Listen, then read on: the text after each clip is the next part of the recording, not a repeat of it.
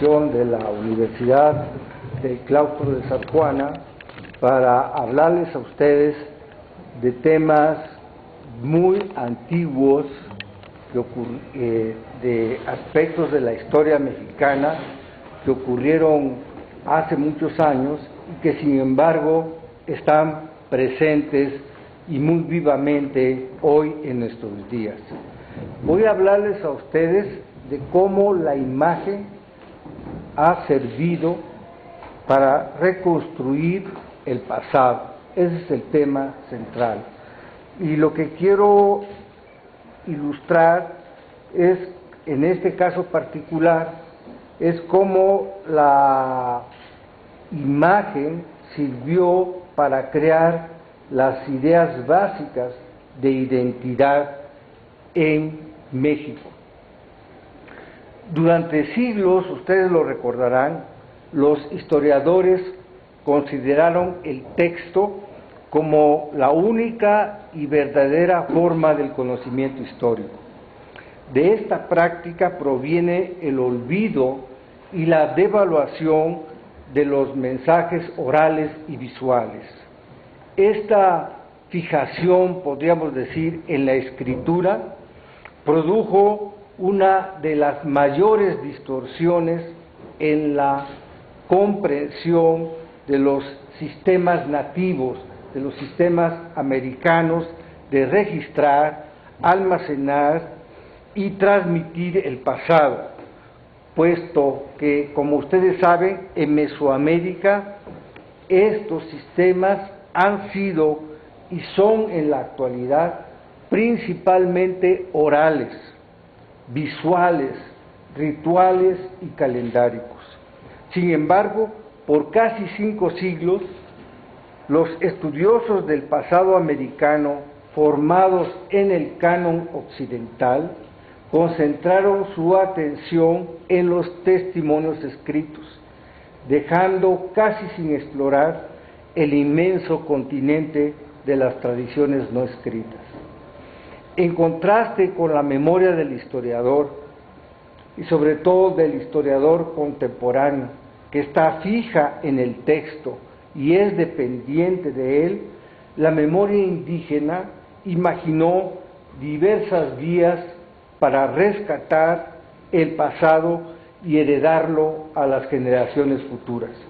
Entre esa variedad de artefactos sobresalen las imágenes visuales, el tema de esta charla. El lenguaje de la imagen fue un portador de mensajes perdurables en los pueblos de Mesoamérica.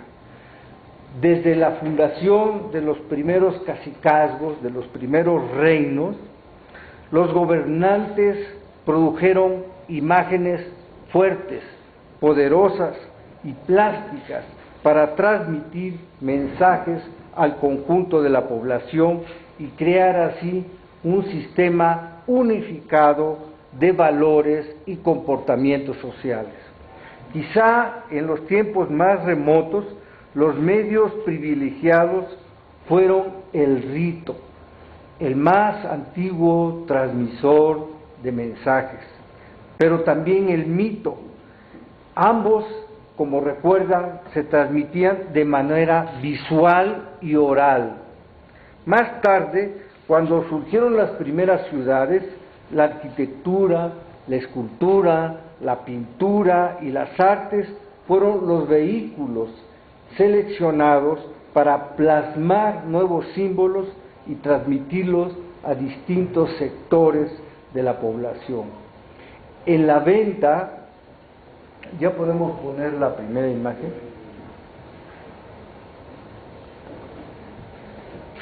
Uno de los primeros poblados construidos por los olmecas, se edificó una gran pirámide en forma de montaña, como la ven ustedes ahí, imitando la colina que, según los mitos de estos pueblos, emergió de las aguas primordiales el primer día de la creación.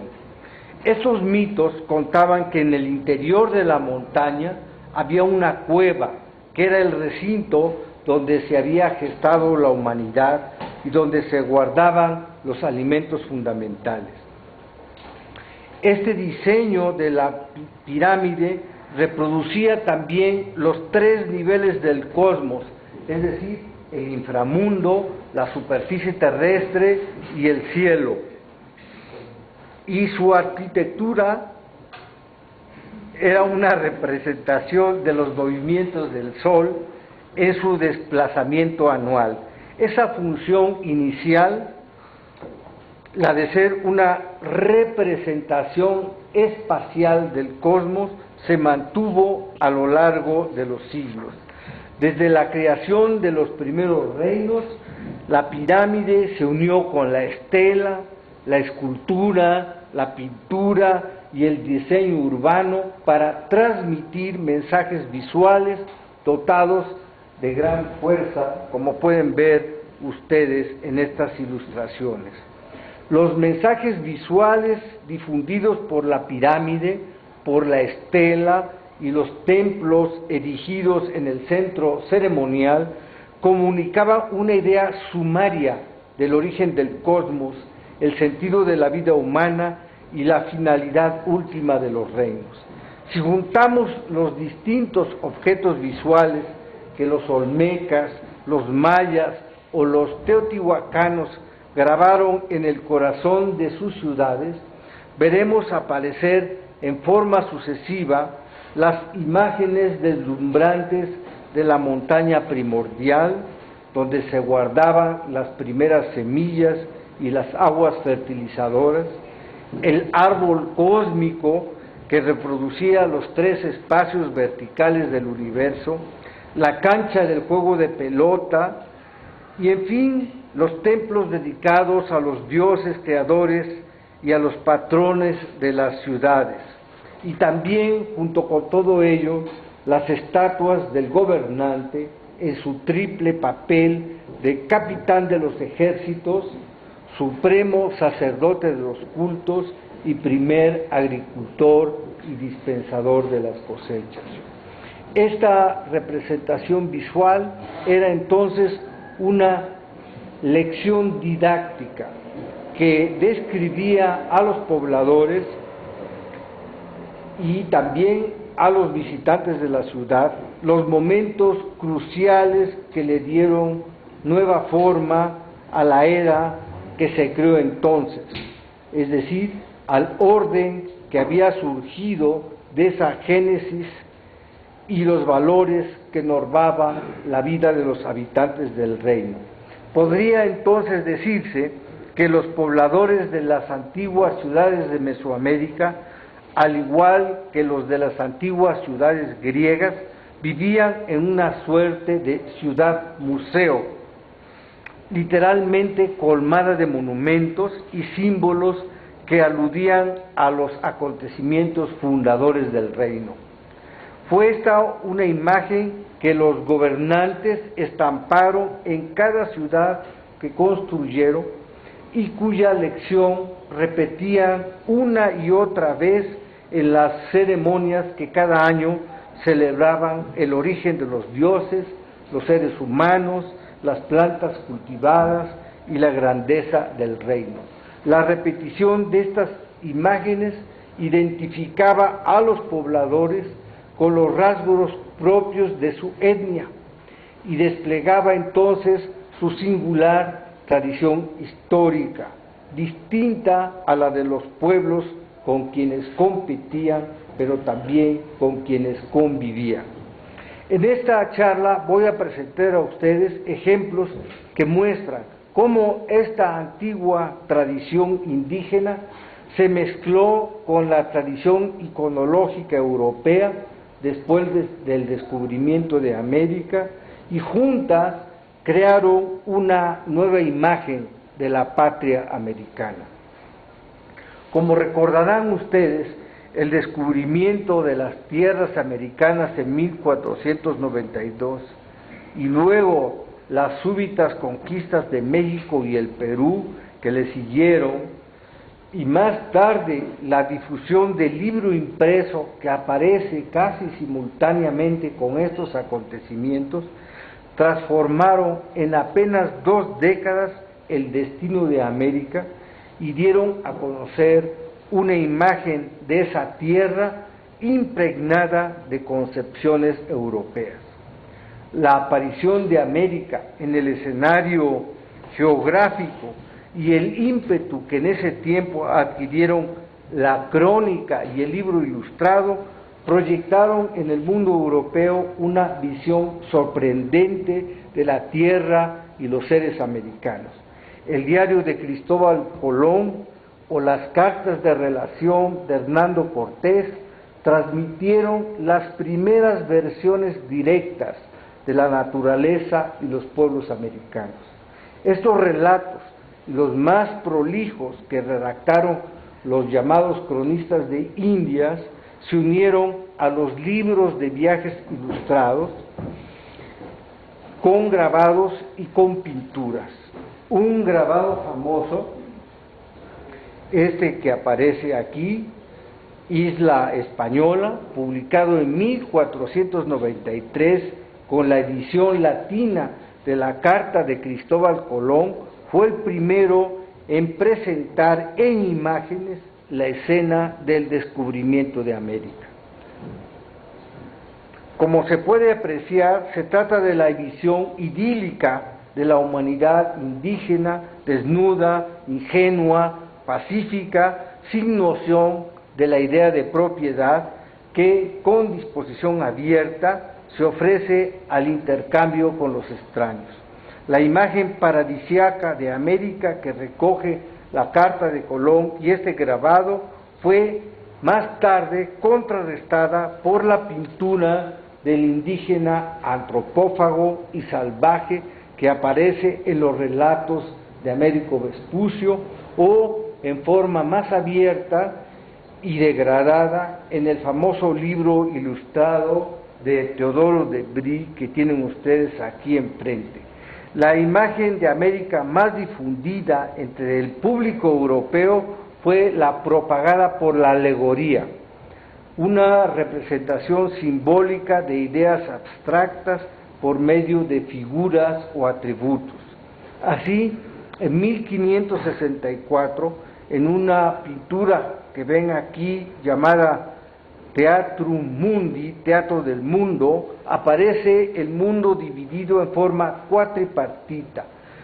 Esta imagen del mundo dividido en cuatro partes es la imagen que el Atlas de Abraham Ortelius convertirá en una representación canónica. Cada una de estas cuatro porciones del mundo está representada, como lo advierten, por la imagen de una mujer. Así, Ortelius representa a América como una india que sostiene en una mano una macana y en la otra la cabeza de un hombre recién cercenada. Es decir, desde su primera aparición en libros, la patria americana es representada como un ser de índole salvaje. El libro que contribuyó a fijar esta alegoría de las cuatro partes del mundo y la representación de América como una mujer salvaje fue obra de Cesare Ripa, un italiano. En 1593, Ripa publicó por primera vez su Iconología, una colección de alegorías ilustradas, y una de estas mostraba la imagen de los cuatro continentes representados siempre por figuras femeninas. En esta obra didáctica, Ripa explica la iconografía de cada uno de los continentes. América, decía, se representa como una mujer semidesnuda, de rostro espantoso, armada de arco y flecha y a cuyos pies descansa una cabeza humana. Así, bajo la luz de los descubrimientos, de las exploraciones y las conquistas de los siglos XV y XVI, nace entonces esta representación, o más bien esta invención europea de América, una imagen teñida de las fantasías, las ensoñaciones, los temores y elucubraciones del imaginario europeo del siglo XVI, que es una mezcla de tradiciones medievales y de anhelos renacentistas. Pues aquí hay más lugares, si quieren pasar, podemos tomar estos que no. En este imaginario, América es tierra de promisión y también utopía, paraíso exuberante, hogar de seres adánicos, repositorio de tesoros fabulosos, y al mismo tiempo es territorio tenebroso, poblado, como ven, por salvajes, por antropófagos, por idólatras y animales monstruosos. Entre las innumerables representaciones de América que crearon los europeos, dos alegorías persistieron a lo largo de los siglos. Por un lado, la alegoría de la tierra pródiga, de naturaleza exuberante y colmada de tesoros, y por otro, la idea de América salvaje, antropófaga y primitiva, como puede verse en esta rica colección de imágenes. Veamos ahora las imágenes europeas de América un siglo después, en los siglos XVII y XVIII.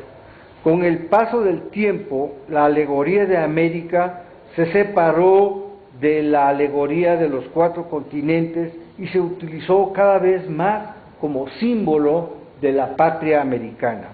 Así, en una historia sobre la región de los antípodas, la alegoría de América representa la tierra americana y se le ve rodeada de los personajes, la flora y la fauna oriundos de América.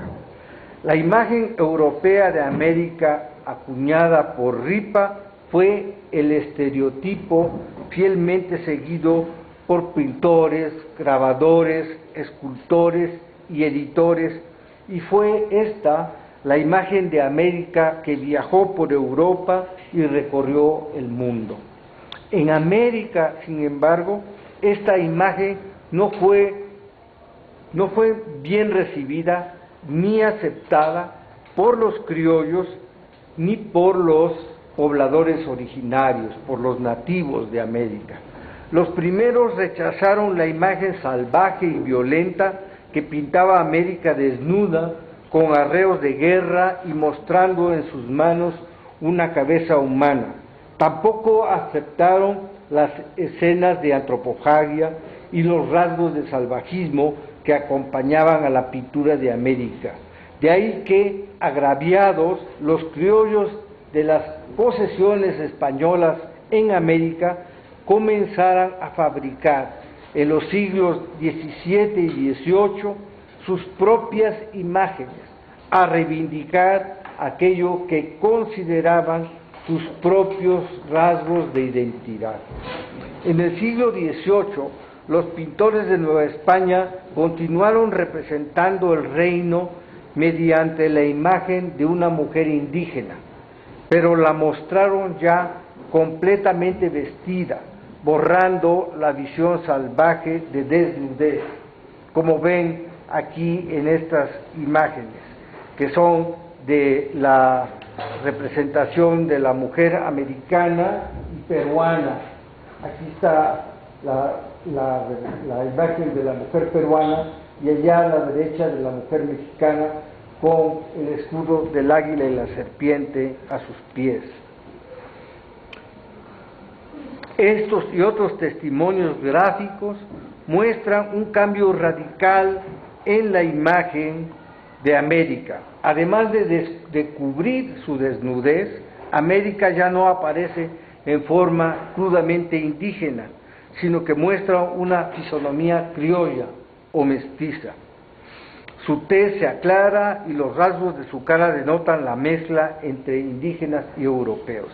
De la antigua identidad nativa solo mantiene los rasgos físicos y la indumentaria, como ven allí el huipil, la falda y los adornos conservan el diseño original, pero en versión europea, es decir, se trata de una mujer y un vestido mestizos, de una mixtura que combina rasgos de la antigüedad indígena mezclados con elementos europeos. Dicho con otras palabras, estas imágenes son reveladoras de un proceso de transformación de la identidad de América. En lugar de aceptar la imagen salvaje diseñada por los europeos, los americanos deciden pintar y propagar una imagen propia, la imagen que los identifica. La transformación de la identidad americana se advierte en las imágenes que dibujan su alegoría. La antigua matrona indígena se ha transmutado en una mujer criolla o mestiza, tanto en los rasgos físicos como en la vestimenta. Más aún, los cambios en la imagen femenina de la alegoría de América siguen muy de cerca los procesos reales de mestizaje, tanto racial como cultural, que ocurren en el virreinato.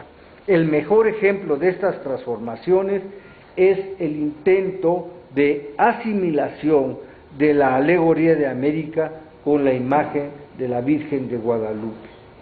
Como sabemos, la Virgen de Guadalupe es una Virgen morena que desde su aparición al indio Juan Diego se pintó como una mujer con rasgos indígenas.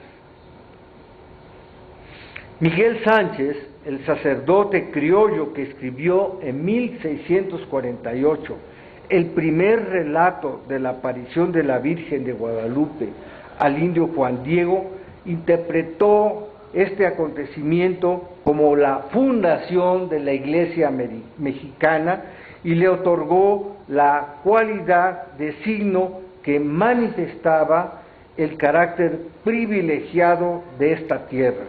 Dijo que la conquista de esta tierra era, cito, porque en ella había de aparecerse María Virgen en su santa imagen de Guadalupe. Mediante esta interpretación, Sánchez le otorga entonces un origen divino a la patria mestiza que según él nace alumbrada y protegida por la aparición en el Valle de México de la Madre de Dios. Miguel Sánchez puso en la portada de su libro una imagen que representa a la Virgen de Guadalupe con alas de águila y el emblema del nopal, como lo ven aquí. Al final de su libro, Sánchez confesó los motivos que lo llevaron a cumplir la tarea de dibujante y fundamentador de la aparición de la Virgen. Movióme la patria, dice, los míos, los compañeros, los de este nuevo mundo.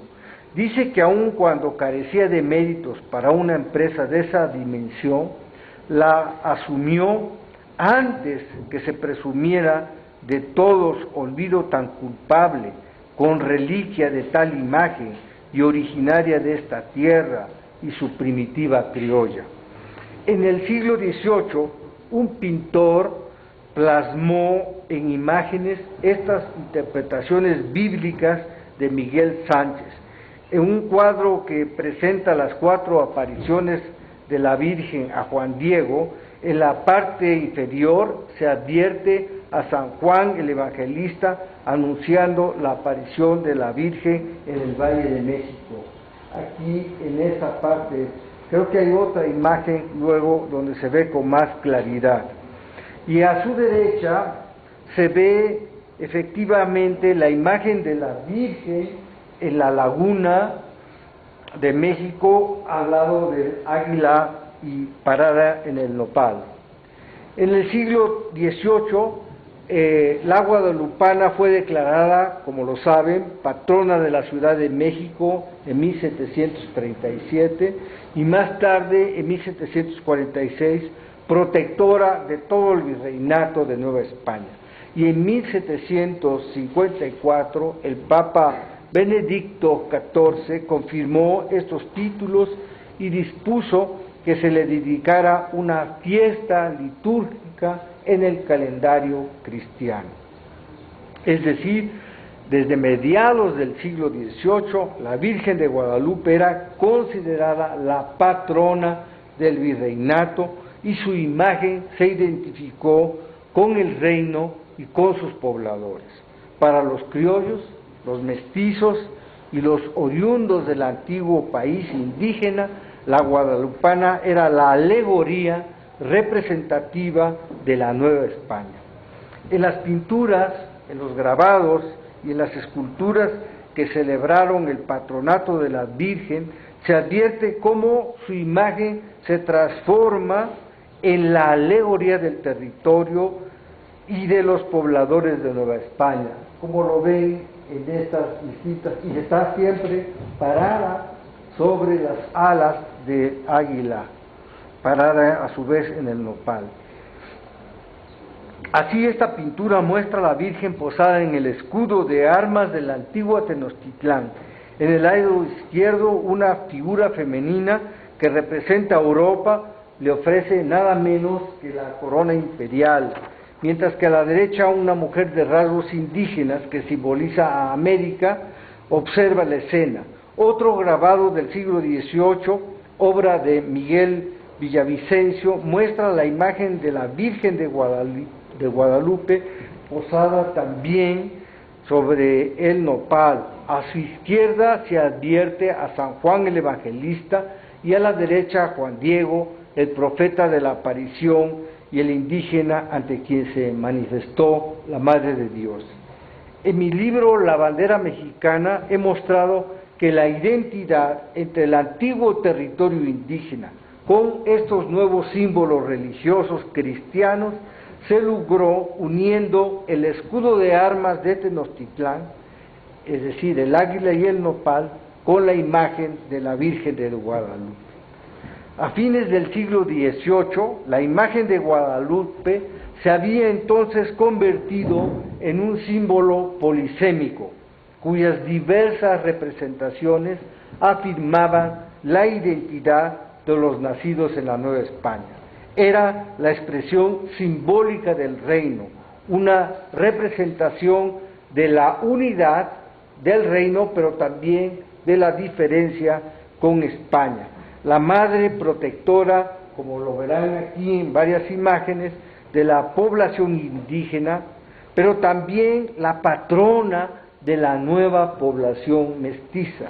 Es decir, en contraste con la alegoría de América inventada por los europeos, que identificaba a América con una mujer desnuda y al territorio con animales salvajes y el canibalismo, la Virgen de Guadalupe se convirtió en la representación genuina del reino de Nueva España, pues se identificaba con sus orígenes, es decir, con la población nativa, abarcaba a sus distintos pobladores y arropaba a las castas y a las nuevas identidades que se habían formado a lo largo del virreinato. La aparición de los famosos cuadros de castas a mediados del siglo XVIII es otro rechazo explícito de la alegoría americana, de la alegoría de América forjada por los europeos y una búsqueda de expresiones plásticas capaces de reflejar la variada composición de la población del virreinato.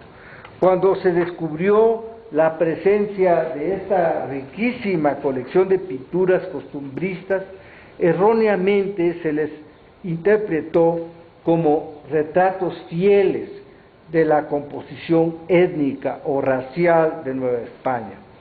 Lo cierto es que estas pinturas comenzaron a multiplicarse en Nueva España y particularmente en las capitales administrativas y religiosas del virreinato, sobre todo en México, Puebla, Guadalajara, Guanajuato, etcétera, bajo forma de curiosidades americanas, es decir, fueron vistas como pinturas costumbristas que las personas de la corte aquí enviaban a sus equivalentes en España.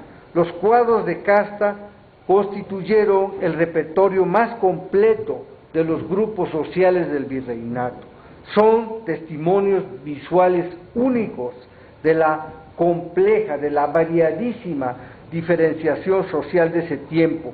Presentan por primera vez un retrato de los distintos grupos y dan cuenta también del entorno social que rodeaba a estos personajes. Numerosos cuadros describen los oficios y detallan la vestimenta y las costumbres de cada casta con precisión, de modo que vemos en ellos el abandono de los estereotipos europeos y el interés por descubrir lo propio de la sociedad del virreinato. Algunos cuadros describen con exactitud las fisonomías, los vestidos y el paisaje que rodea a los personajes. Otros se esmeran en pintar los oficios que ocupan a los actores del cuadro y ofrecen datos iluminadores acerca del trabajo y el ámbito de su realización. Otros más retratan escenas íntimas de la vida familiar. Las pinturas de castas, al empezar a revisar esta riquísima colección, percibí que tienen un antecedente que no habían notado los historiadores del arte y que podemos datar a fines del siglo XVII, cuando Cristóbal de Villalpando pinta su famoso cuadro La Plaza Mayor de México, realizado en 1695. En esta gran pintura que Francisco de la Maza no dudó en llamar obra maestra de Villalpando, Villalpando incluyó a todas y cada una de las representaciones sociales de México de entonces, españoles, criollos, mestizos, indios y negros como razas, pero también, si ustedes lo ven y lo pueden mirar en el Museo de Historia de Chapultepec, hay allí frailes, clérigos, comerciantes, artesanos, limosneros, señoras, niños, perros, etc. La abigarrada multitud de 1,283 personajes que Villalpando representó en esta pintura es un retrato fiel, con todos sus contrastes, de la población que habitaba la capital del Reino de la Nueva España. Cada uno de estos personajes es la representación de un grupo social.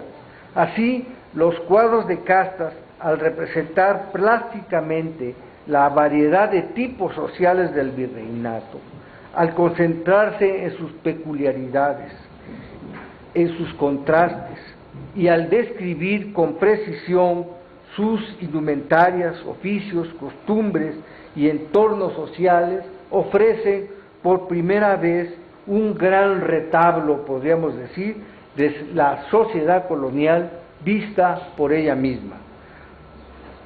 En las postrimerías del virreinato es claro que la alegoría europea de América deja de ser el canon representativo de la identidad americana.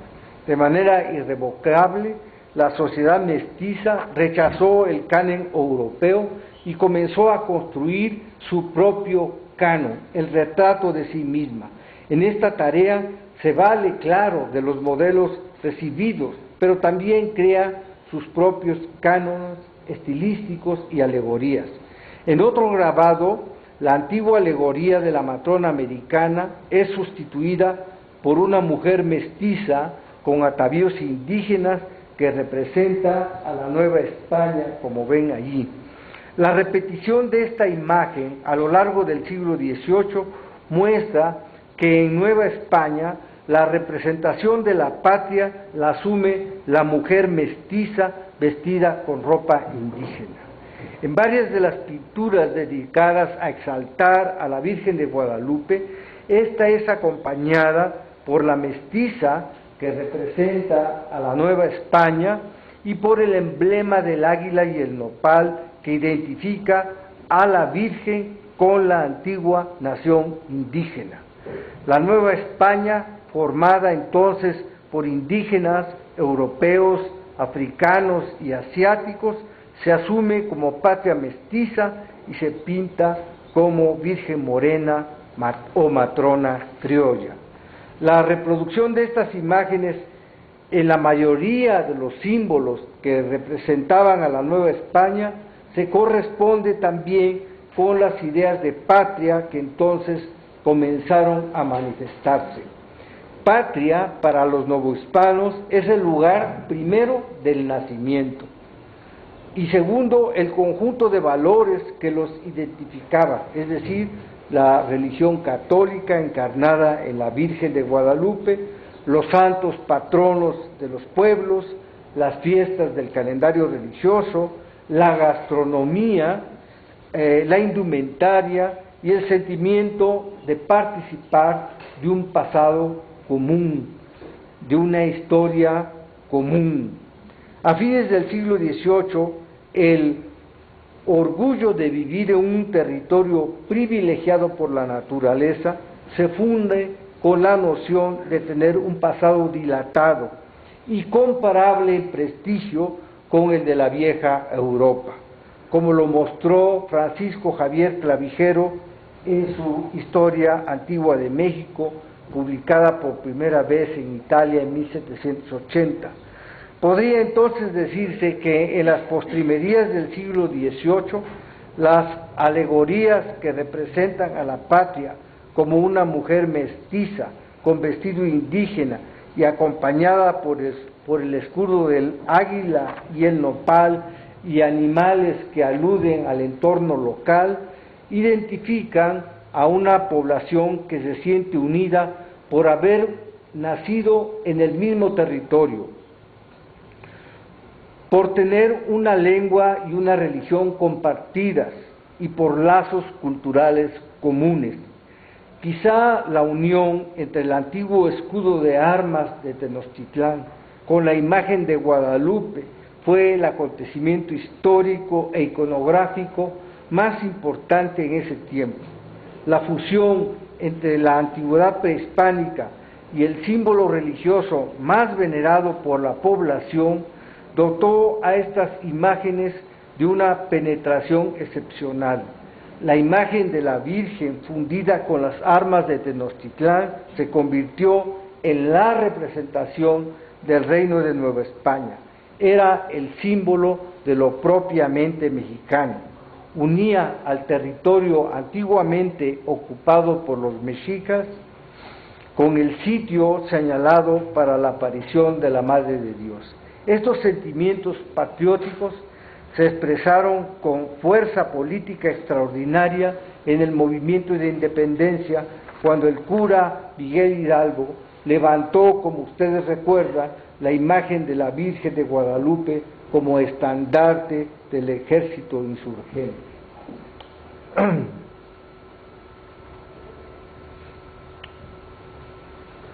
Esta bandera insurgente que aparece aquí está en el Museo de Historia del Castillo de Chapultepec, la que sigue. Pero esta imagen se ha visto enriquecida con estas nuevas imágenes de las banderas que fueron tomadas por los españoles a los ejércitos insurgentes. Esta era la bandera de los patriotas de San Miguel el Grande, ahora San Miguel de Allende, que como ven, en este lado tenía la imagen del águila parada en el nopal, arriba está San Miguel, y en el lado posterior estaba la imagen de la Virgen de Guadalupe. O sea, la bandera insurgente era una mezcla de las antiguas tradiciones religiosas y las nuevas ideas políticas que empezaron a expandirse en el virreinato. La que sigue, por favor. Bueno, esta es la matrona, la mujer mexicana típica, que se va a quedar como la imagen canónica de la mujer mexicana y de la representación de la patria mexicana en el siglo XIX.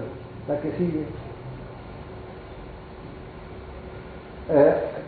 En adelante como ustedes ven, las imágenes de la patria seguirán siendo imágenes femeninas, pero ya incorporadas en las imágenes los emblemas y los símbolos de una nueva época y los símbolos del liberalismo que entonces dominan el mundo. Aquí ven a ustedes a la representación de la patria mexicana con el águila poniéndole la corona de laurel. Adelante. Otra imagen bellísima de la patria mexicana, alegoría de México, también, lástima que como no tenemos menos luz no se pueden ver los colores, pero bueno, ella tiene un penacho tricolor y su faja también es tricolor. La que sigue,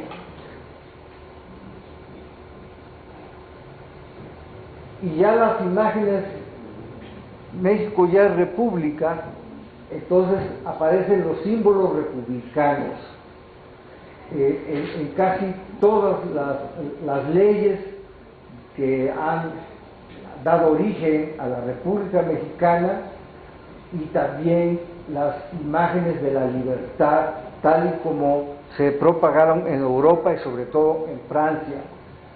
Las imágenes del liberalismo francés son las que más influyen en las imágenes mexicanas.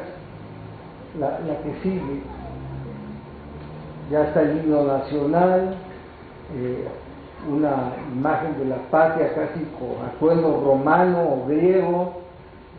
La que sigue, aquí el escudo nacional con el gorro frigio arriba de los libertarios franceses. La que sigue, otra vez una imagen de la República con el gorro frigio de los libertarios. La que sigue,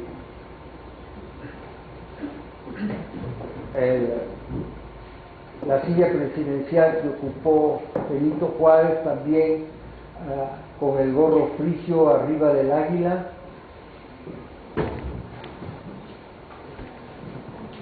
La que sigue,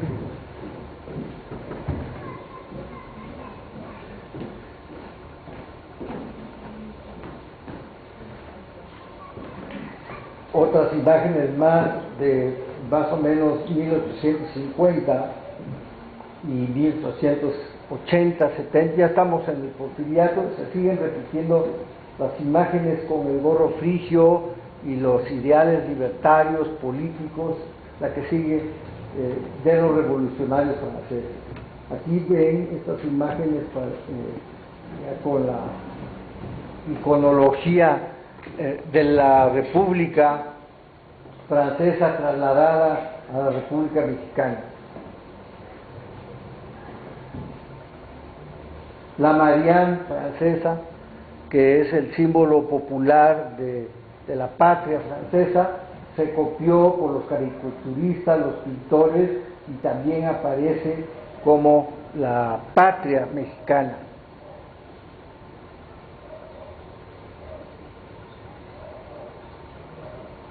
Aquí otra vez una imagen de la Marianne francesa convertida en patria mexicana en un libro de la historia de la Guerra de México.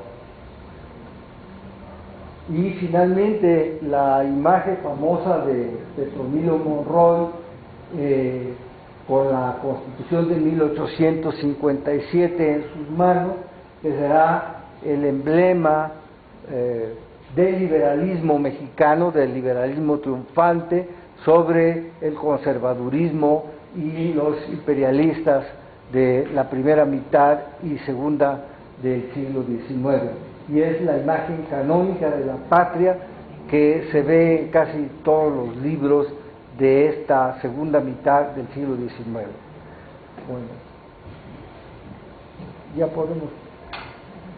Bueno, como ven ustedes, el énfasis de esta charla es mostrarles que la imagen es uno de los instrumentos más poderosos para la transmisión de mensajes políticos, religiosos, ideológicos, y un material extraordinariamente abundante en las bibliotecas, archivos, ciudades de México, que ha sido muy poco trabajado por los historiadores.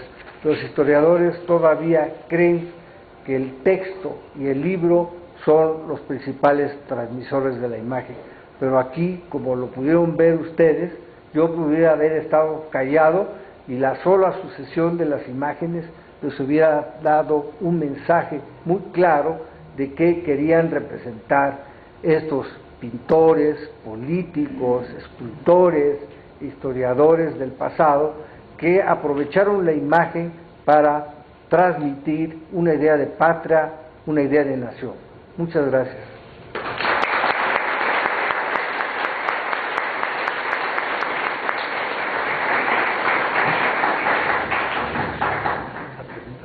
Sí. Mientras ustedes preparan sus preguntas, le quiero pedir al maestro Gonzalo Sotero que dirija algunas palabras sobre este ciclo el día de hoy. Bueno, buenas gracias por estar aquí. Creo que el grupo que tenemos ahora en el aula magna nos da un poco la importancia del doctor Flores Cano, que le agradecemos su presencia, la cual